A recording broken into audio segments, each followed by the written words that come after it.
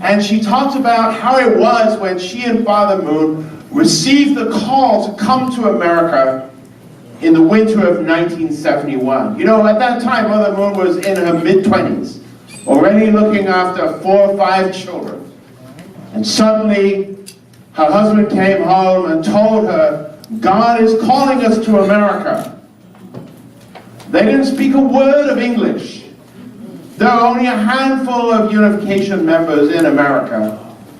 And I think she might have asked, well, what are we going to do? How can we move America? It's a huge country. Korea is smaller than the state of New York. But Father Moon said, if God calls, He will make a way. Amen. And so they came and immediately began an evangelical tour with 3 topics. God's hope for man and woman. It was before the days that we knew that. God's hope for America and the new future of Christianity. And 40 years ago, in 1976, these messages were combined into 2 great themes. America is God's hope, and God's will for America.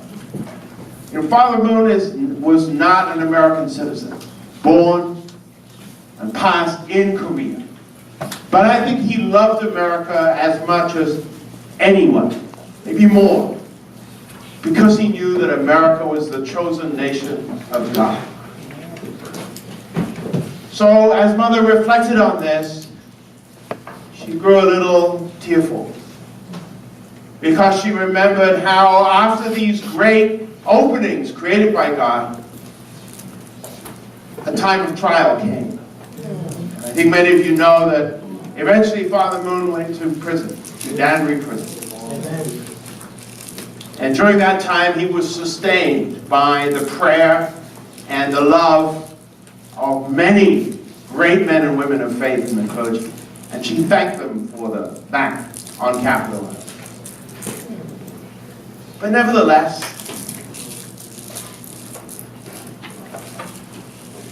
she felt America has not yet fully met God's expectation. Think about what God's expectation for this country is.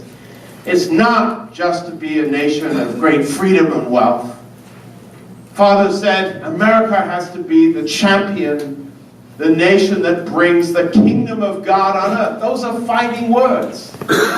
He said that when America builds the kingdom of God here in this land, other nations will follow suit.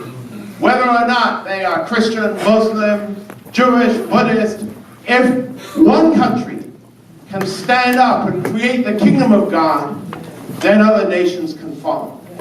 Mother Moon said, do you believe that? Do you really believe that God can build His kingdom in this world? That Christ can come and rule the world or not? Yeah.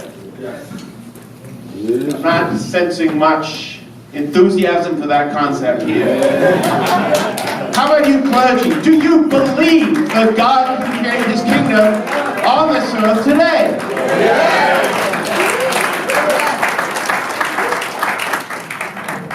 For myself, to really feel that, I have to believe that God is going to fulfill that promise He made in the book of Joel in 2:25 to restore the locust years, the years that have been wasted, have been lost. When I think about America, particularly since the founding of ACLC more than 20 years ago, we have seen so many things happen in this nation which only a godless people could accept. Let's be honest about it. This nation has strayed from the path of God.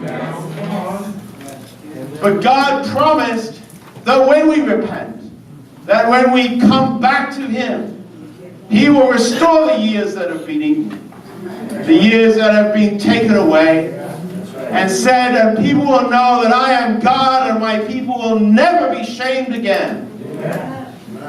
I think that this is the fundamental core of Mother Moon's message to America. She told this very secular group of parliamentarians, congressmen, and senators straight to their faces, you are important to God.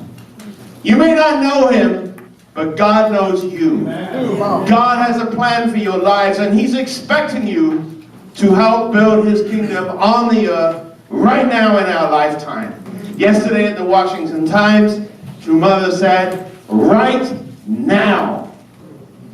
So we have one day to prepare ourselves to hear that message tomorrow. And when Mother Moon asked us, are you ready to build the kingdom of God in America right now?